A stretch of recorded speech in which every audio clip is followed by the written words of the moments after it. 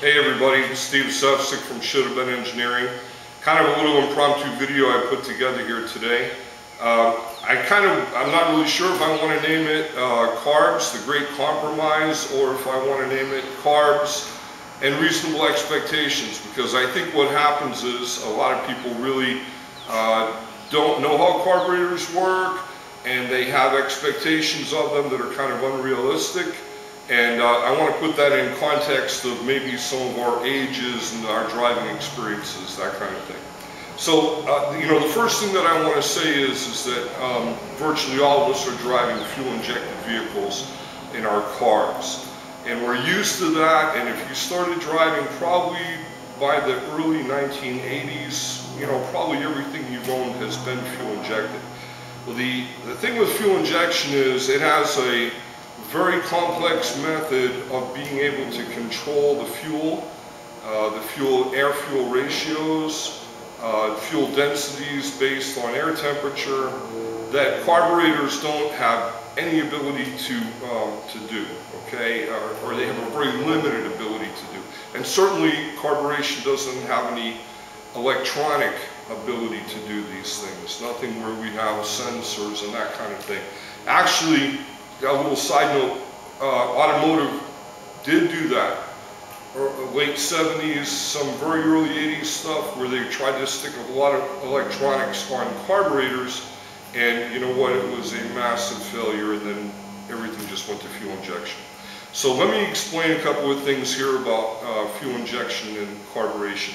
And because I spare no expense when it comes time for my audio-visual aids, we've put one together here on the back of a box, but I think it gets the point across on what air-fuel ratio is supposed to be, where economy is, where power is, and how that works. So let me explain it this way. First of all, we have an air-fuel ratio scale.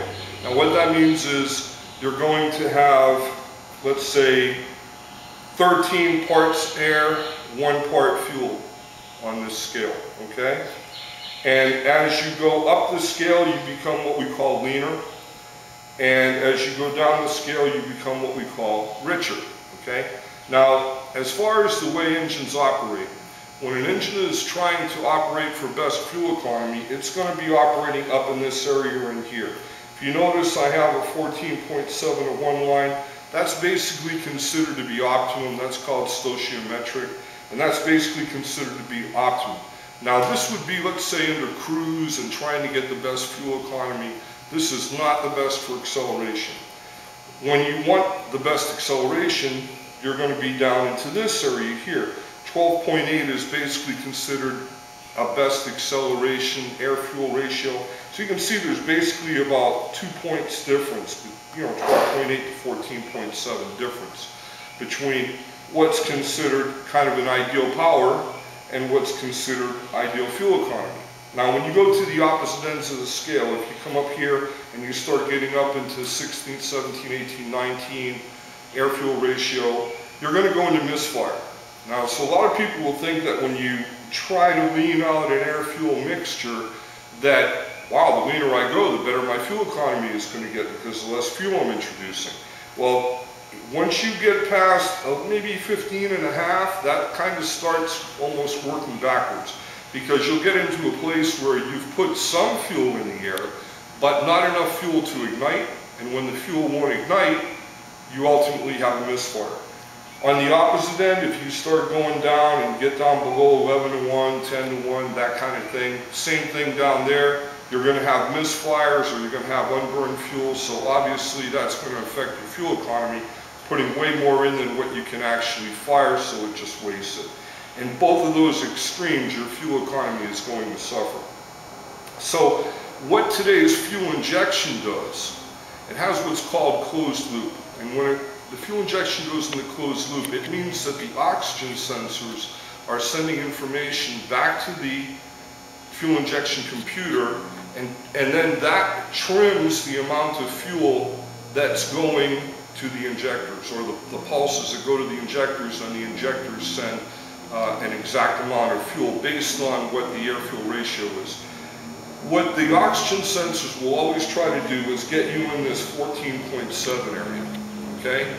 Now, even fuel injection, people that make fuel injection know that 14.7 is not going to provide best power. So when you're in your car and you hammer down on the throttle, your fuel injection will come out of closed loop, go into open loop, and it will drop the fuel ratio down in here. As soon as you ease back up on that and your computer starts trying to get your best fuel economy back, it's going to spring you right back up into here, okay? Now here's the difference between what fuel injection can do and what carburation can do. Carburation is fixed mechanical parts. It's fixed jetting, it's a fixed needle jet, it's fixed needles. These are orifices or blockages that are fixed, and unless you actually go inside and physically change them, you're not going to be able to change your air-fuel ratio. Now, your air-fuel ratio will always change based on altitude, because the higher that you go, the less air you're going to get. So what will happen is when you start going up at high altitude, you get less air, and particularly with carburation, where, as I've said, it doesn't have a manner of being able to adjust, all of a sudden you'll be in a situation where you might be at 12 to 1 when you're cruising, or 11 to 1, or 10 to 1 if you've gotten at really high altitude, okay? So that's one of the issues that carburation can't adjust for. Fuel injection can, carburation basically cannot. Another issue that carburation can't adjust for is ambient air temperature. Fuel injection has a method to adjust for ambient air temperature. Carburation does not. That's one of the reasons why you can see fluctuations of your fuel economy when it's cold versus when it's warm. Which, by the way, warm weather, warm engine running is always going to give better fuel economy than cold. So you may have your exact same bike carbureted, get you 35, 36 or less in cold weather, and then with no other changes, all of a sudden getting you 43, 44 in warm weather. During the course of the time that I've owned my bike, I've kept very detailed fuel injection, very detailed fuel economy stats on my bike, and I've seen a difference of up to 8 miles to the gallon. No changes in riding or where I'm riding or anything like that, but the differences between, let's say, 85-degree weather and 40-degree weather, all right? So you need to understand that these are some of the things that carburation cannot make up for. You know, I can also see situations too where you can have a couple guys sitting around talking about their motorcycles, or even one guy sitting around talking about his motorcycle, and let's say we're going to go back to my 2-minute mod jetting for a minute. With the 2-minute mod jetting, we're using foam to block the intake, okay? So we're being able to influence the air side of the ratio, which, by the way that I have my system built, about every 1/4 of an inch that you take off of the foam, you are going to lean out about 1 point, 3/4 to 1 point. So if you put the full block in, and with the full block you had in, let's say you were close to 13. If you cut a 1/4 off of that, you're going to get up close to 14. Now that would be at wide open throttle, okay? The other thing that, and this, let me go back to what I was talking about, some guys sitting around talking. Let's say that you have the bikes, everything is the same, okay? The bikes perform the same, it's the same level of tune, everything is the same rider weight, same frontal area, no difference between the bikes, okay? And let's say that for whatever reason that they had been identical in fuel economy prior, okay? Well, you could take these two bikes and using, by just changing the foam with the 2-minute mod jetting, you could make one bike by having more foam, richer, so that it's better snap when you first get on the throttle, harder acceleration when you first get on the throttle, and then you can take the other bike, cut a 1/2 inch off the foam, put the air-fuel ratio up here. Now this bike gets better fuel economy, but it's not going to have the kind of snap that this bike gets. This is the way carburation works, okay? The carburetors that we have on our bike tend to be a really good compromise if you understand carburation. They are pretty efficient as far as the way they deliver fuel. We don't have accelerator pumps, it's just dumping gasoline in. The slide system is a very efficient system. It also does some things that will kind of help make up for altitude issues, but the reality of it is carburation is not fuel injection, okay? Carburation is going to require things like putting your choke on in the morning. Let me also touch on this. Choke. A lot of people are under the impression, or enrichment. A lot of people are under the impression that when you put the choke or the enricher on, that you should be able to start the bike and immediately knock the choke or the enricher off. Well, that's really not the case. And the reason why we need it, I think, is actually pretty misunderstood by a lot of people. Most people will say, well, it's cold out, and so therefore I've got more oxygen in the air, and so I need to put more fuel into the engine. You know, if that was the case, you would have to change all the jetting in your carburetor to accommodate the ambient air temperature. If you notice, when you go out and start your bike when it's cold, let's say you've got a 40-degree morning, and you go out and you start your bike when it's cold, well, when the bike warms up, you're able to knock the enricher off, okay? Now again, I mentioned that the fuel economy may not be the best at low temperature, but here's what basically happens, why you need the enricher and why your fuel economy isn't that good.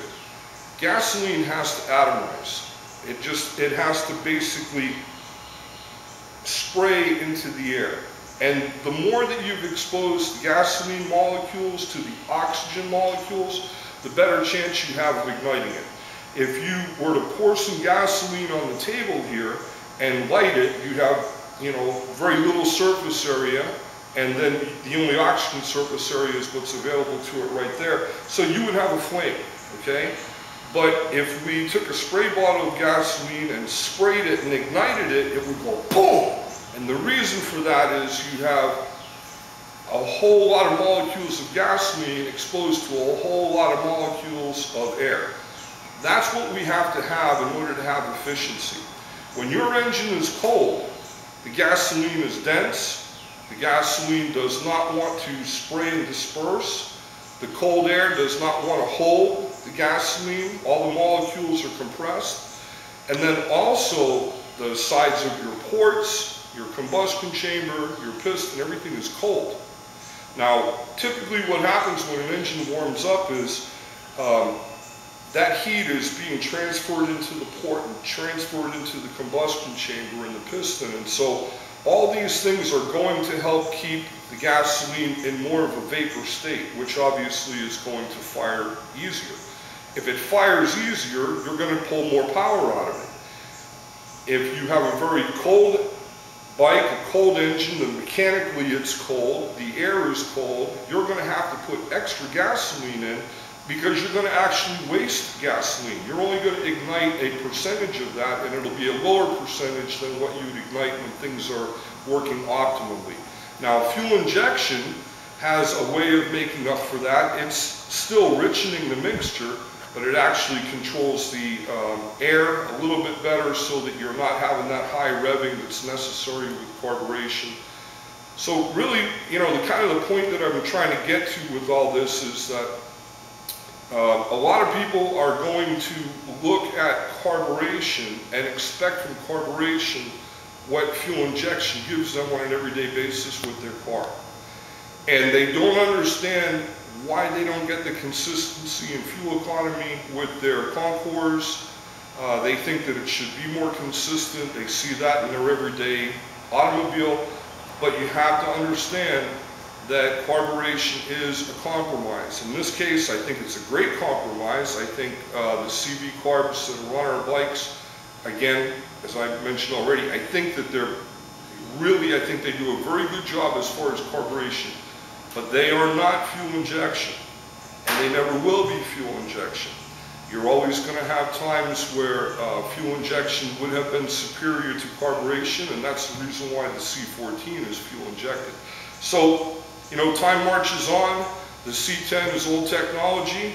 The nice part about that is it's easier for us to work on.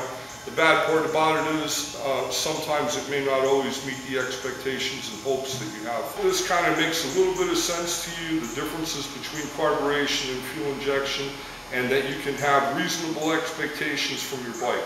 I'm going to be at the 2014 Concours National. I'm going to do a presentation on fuel economy. We're going to touch on issues like this, and then also a lot of the other issues like, you know, frontal area and, you know, tire air pressure and rolling resistance and why hot oil is better than cold oil and a lot of things like that. But for right now, I hope that this will kind of help you understand a little bit about how your carburetors work, fuel injection, fuel economy and power, and reasonable expectations. All right, thanks everybody. As always, come and see me at Should Have Been Engineering. And if you own a Concours, join CAR.